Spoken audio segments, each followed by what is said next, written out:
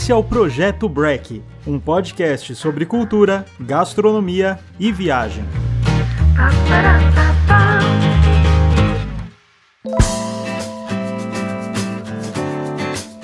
Olá, sejam bem-vindos a mais um episódio. Eu sou o Guilherme Zawit, criador do Projeto Break, e quem edita nossos podcasts é a Gup Comunicação. Nossa convidada é a Juliana Ganan, fundadora da Tocaia, uma torrefação de grãos de cafés especiais que fica em Itajubá, no interior da Mantiqueira, em Minas Gerais, e fornece para vários cafés e restaurantes do Brasil. Bem-vinda, Ju, tudo bem? Tudo bem, muito obrigada pelo convite. Obrigado você. Ju, você tem uma história bastante curiosa que passou por vários caminhos e chegou a mestra de torrefação. Foi de engenharia agrícola a um mestrado em relações internacionais em Nova York. Também trabalhou como auditora do BID em Washington, até voltar às origens mineiras em Itajubá e fundar um local especializado em torrefação de café. Conta um pouco como foi essa epopeia, Ju. Na verdade, o café sempre esteve presente na minha vida.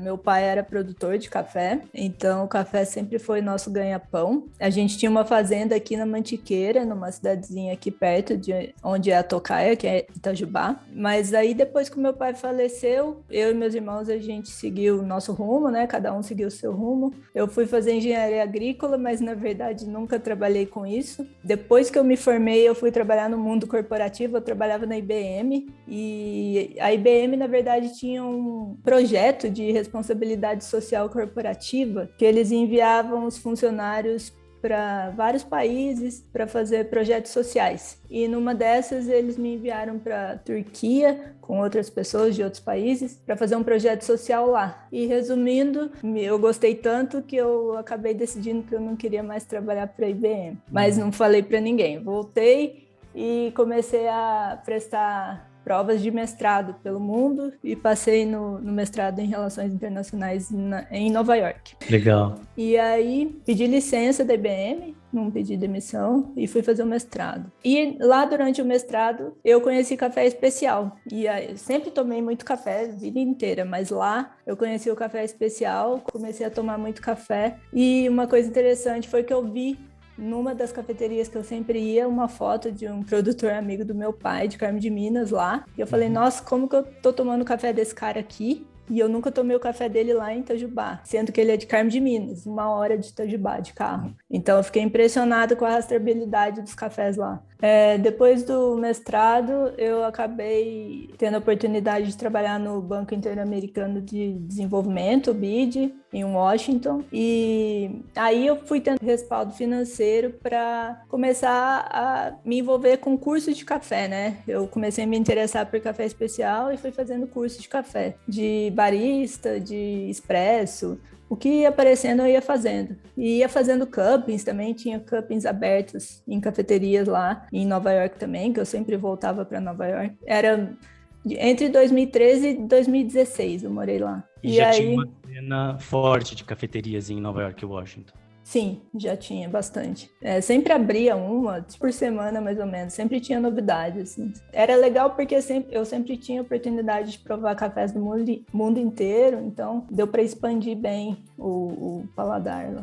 E aí, eventualmente, depois desses cursos, eu pensei, um dia eu vou trabalhar com isso, quem sabe depois que eu me aposentar. Mas aí chegou um momento que eu comecei a me desinteressar pelo trabalho do BID, falei, vou antecipar essa decisão, e aí eu resolvi voltar e abrir a torrefação. Nesse meio tempo, eu tirei um sabático, fui para a Europa e durante o tempo que eu fiquei na Alemanha, em Berlim, eu fiz um curso de torra com o pessoal da Five Elephants em Berlim, que era uma torrefação que eu admirava. E tinha um torrador que eu queria ter, que é o Probat, que também é alemão, e aí foi bem legal. E você tem esse torrador hoje? Sim.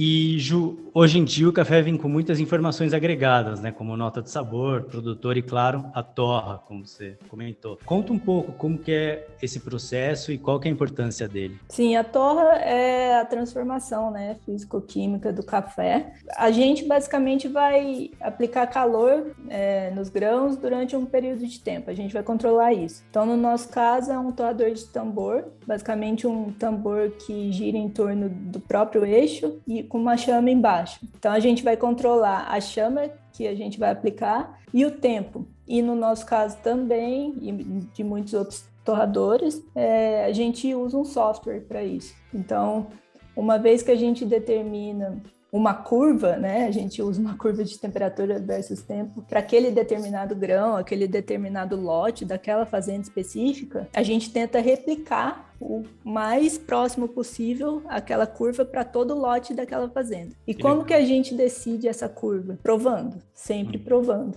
Então, se eu torrei isso, fiz uma torra com uma curva específica, aí provei. Se eu determinei que tá legal, aí eu vou sempre procurar replicar aquela curva. Mas aí, se chega a semana que vem, fiz a mesma curva e provei, já não tá mais legal, porque o café é um elemento vivo, né? Ele vai mudando. Aí eu vou ter que ajustar novamente até chegar numa curva legal novamente para aquele café. Para voltar pro primeiro sabor? Isso, eu vou sempre buscando, não pro primeiro, porque ele tem um café, por exemplo, do Pedro, que é o da Serra da Canastra, que a gente pega todo ano, do Pedro, meu amigo. Ele é interessante porque ele chega pra gente, ele tem muitas notas florais, mas vai passando o tempo, ele vai transformando, né? E a gente vai seguindo junto com ele. Ele vai ficando mais caramelizado, super encorpado, mais doce e menos floral. Então a gente vai caminhando junto com o café, entendeu? Não necessariamente ele vai ficar mostrando as mesmas notas ao longo do ciclo de vida dele. Porque muita gente pensa que a torra é a torra clara, média e escura. Não, existe todo um processo de acordo com cada grão, cada região, e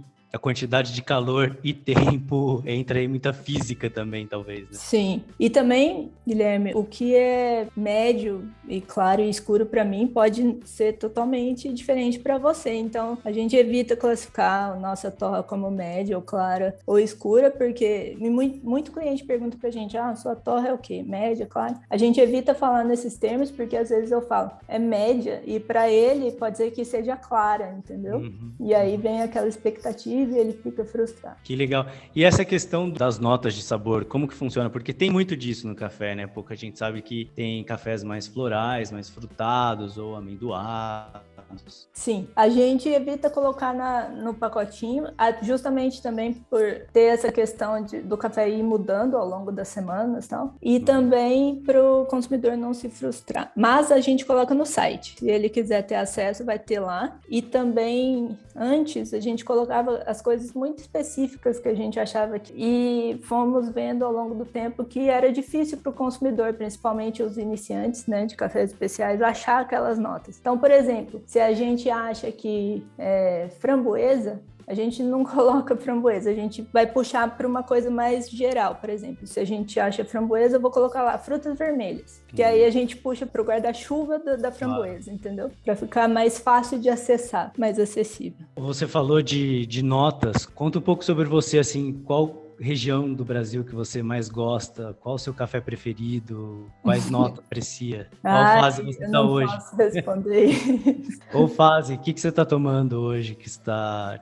tá ligado em quê? Nesse exato momento, eu estou tomando um Etiópia. É uma resposta neutra. Que eu trouxe da viagem que eu fiz. Mas, assim, eu gosto muito dos perfis. Assim, a mantiqueira, óbvio, né? Porque a gente acaba tomando bastante, que a gente está aqui. Mas eu gosto muito dos perfis de sabor dos cafés das montanhas do Espírito Santo, do Caparaó também. Agora, por exemplo, eu tô tomando um café da Etiópia, que eu gosto muito, e ele é super limpo e tem notas florais também, mas é um café, por exemplo, que eu consigo tomar o dia inteiro. Ele não pesa pra mim, sabe? E eu gosto bastante desse perfil de café, mais delicado, mais floral, assim, sem muita coisa pesada. Legal. E a Etiópia normalmente é dessa linha mais limpa? Os cafés lá? Sim, tem uns cafés também, né, que eles fazem com fermentação, tem notas mais frutadas, assim, mas via de regra os cafés de lá são mais limpos. E Ju, a Tocaia trabalha com pequenos produtores, lotes e regiões especiais, né? Vocês visitam fazendas, provam, torram e enviam os lotes. Tudo muito pessoal e artesanal. Conta um pouco sobre isso, por favor. Então, os da Mantiqueira, a gente acaba pegando cafés de diferentes perfis, porque a gente pega cafés com diferentes processamentos. Então, a gente pega cafés de secagem natural, cafés de secagem úmido, né, que a gente fala que é cereja descascado ou lavado, então eles acabam apresentando características sensoriais um pouco diferentes entre si, apesar de ser da mesma região. O da canastra é aquele que eu te comentei que ele começa um pouquinho floral e depois ele passa a ser um pouquinho caramelizado, um pouquinho chocolate, então ele é meio que um camaleão, esse da canastra nosso. Normalmente os cafés da canastra que a gente pega, eles são mais achocolatados, bem mais encorpados do que os da mantiqueira. Então eles têm uma acidez menor e se dão muito bem no expresso. Os que a gente pega, mas café, assim, é difícil generalizar, né? Mas esses que a gente pega se comportam assim. Os do Caparaó têm uma acidez bem cítrica, bem bonita e são bem mais delicados. E os do Espírito Santo têm essa questão floral, tem uma acidez também bem legal, são bem elegantes. Então, desses que a gente citou, são os cafés mais delicados e bem mais elegantes e melhor pontuados que a gente tem. E o Caparaó é a região entre Minas e Espírito Santo, é isso? Isso, lá no Parque Nacional da Serra do Caparaó tem cafés, assim, é uma região que surgiu, assim, ficou em voga há pouco tempo, mas eles estão em várias torrefações do país e tem produtores, assim, muito bons, tecnicamente muito bons. Os das Montanhas Capixabas também estão bem próximos a eles ali, só que é outra região, completamente diferente. Os cafés são diferentes. Eles são mais delicados, mais florais, assim, do que os do Caparaó. Os do Caparaó, na minha opinião, eles têm um pouquinho mais de corpo, são mais doces e ainda com a questão da acidez bem bacana, assim. E quais métodos funcionariam bem para o Caparaó e para o Espírito Santo? Eles ficam bons. Os do Caparaó também, no expresso e filtrado. Os das Montanhas Capixabas, assim, eles brilham bastante nos métodos filtrados, mas por que não no expresso, assim? Depende do gosto do freguês, né? E hoje, Ju, os clientes podem variar, né? Desde restaurantes e cafeterias, como também direto a um consumidor comum que prepara em casa, né? Com a tocaia. Como que funciona essa parte da venda, dos contatos, dos clientes? Hoje a tocaia vende online, né? Para pessoa física. A gente entrega para todo o país. E também a gente vende bastante para restaurante, cafeteria, escritório também, tem bastante escritório, principalmente de arquitetura, a gente faz sucesso com os arquitetos, não sei porquê, são os escritórios que a gente mais vende. E a gente tem uma seção no site de parceria, então se tem alguém, tanto restaurante, cafeteria ou escritório interessado, é só preencher lá que a gente retorna o contato. A gente tem cafés de diferentes perfis para atender diferentes tipos de negócio, entendeu? Então é isso. E para cliente, pessoa física, é só olhar no site o café. Tem lá os descritores, né? Os gerais que a gente gosta de pôr, e ver o café que atende. A gente pode vender tanto em grão quanto moído para o método que a pessoa faz em casa. A gente pode moer também. E, Ju, aqui em São Paulo tem bastante cafeteria, né? Que eu encontro o seu café, uma delas é a Delírio Coffee Shop, da Flávia. Como que funciona? Isso, tem na Flavinha.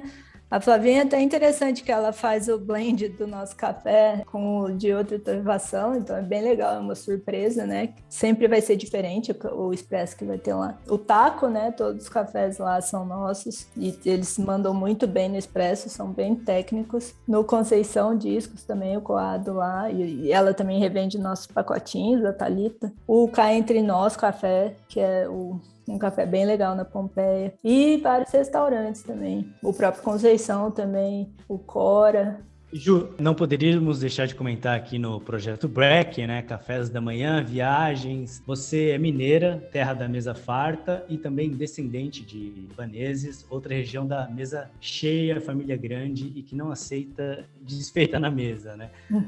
Fala sobre essa relação gastronômica com o Líbano e as Minas Gerais. Sim, aqui em Itajubá teve uma imigração muito grande de libaneses, né? Minha família dos dois lados é libanesa e é bem interessante mesmo, né? Que você entra tanto na casa de algum mineiro quanto na casa de algum libanês, você não pode sair sem comer, né? Então juntou as duas coisas aqui e é bem isso mesmo. Na casa da minha família, você sair sem comer é uma ofensa. E sem tomar um café também.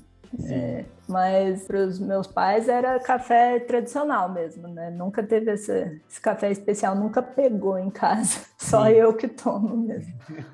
Mas a fartura sim, né? Fartura sim, E sempre tem comida típica mesmo, coalhada, hummus, assim, era comida normal pra gente, assim. Meus coleguinhas de escola sempre estranhavam, assim, tipo, o que é isso?